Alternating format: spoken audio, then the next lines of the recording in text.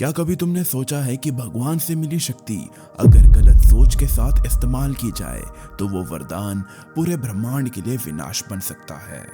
ये कहानी है तपस्या की, अहंकार की और उस बुद्धि की जो हर शक्ति से ज्यादा बलवान होती है।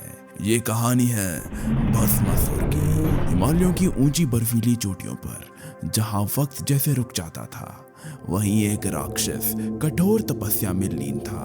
ना भूख, ना प्यास, ना गर्मी, ना ठंड, सिर्फ एक ही नाम उसके मन में था, भगवान शिव। साल नहीं, युगों युगों तक भस्मासुर ध्यान में बैठा रहा।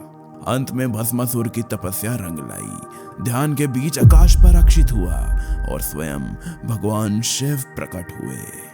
हिरण की खाल पहने हुए, शरीर पर भस्म, जटाओं में गंगा, गले में नाग और हाथ में त्रिशूल। भस्मासुर का रोम रोम कांप उठा। भगवान शिव ने अपनी विनम्र आवाज में बोला, मैं तुम्हारी तपस्या से प्रसन्न हूं, जो वरदान चाहो वो मांग लो।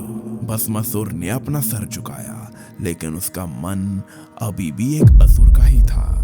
भस्मासुर ने कहा, प्रभु, मुझे एक वरदान दीजिए कि मैं जिसके सर पर अपना दाहिना हाथ रखूं वो तुरंत भस्म हो जाए। ये वरदान नहीं था, ये विनाश का बीज था। लेकिन भगवान शिव अपने वचन के बंधन में बंध गए थे। भगवान शिव ने कहा, तथास्तु। वरदान मिलते ही भस्मासुर के मन में एक भयंकर सोच आई कि अगर मैं भगवान शिव को ही भस्म कर दूं तो मुझसे बड़ा कौन होगा। और वही हुआ जो कभी नहीं होना चाहिए था।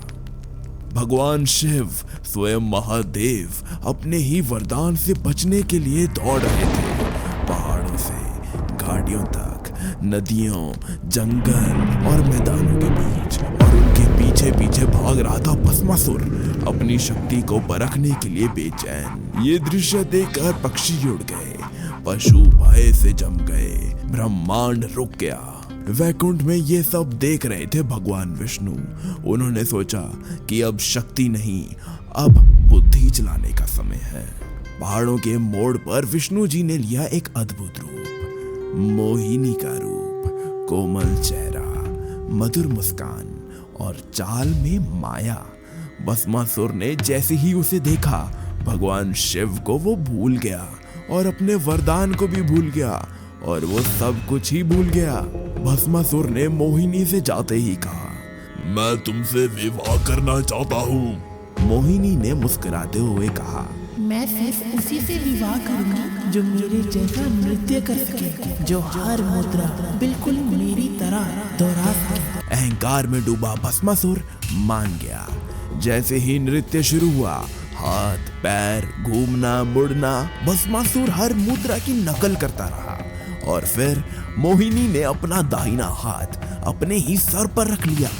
भस्मासुर ने बिना सोचे समझे वो ही किया और उसी पल भस्मासुर अपने ही वरदान से भस्म हो गया। भगवान शिव रुके। पीछे मुड़ के उन्होंने देखा तो वहां सिर्फ राख का ढेर था और सामने खड़े थे भगवान विष्णु अपने असली रूप में। दोनों ने एक दूसरे को देखा, दोनों मुस्कुराए। एक बार फिर बुद्धि ने शक्ति पर विजय पाई। ये कहानी सिर्फ एक कथा नहीं, ये एक सीख है कि शक्ति बिना समझ के विनाश बन जाती है। अहंकार सबसे बड़ा शत्रु होता है और बुद्धि हमेशा बल से ऊपर होती है। ये थी भस्मासुर की कहानी।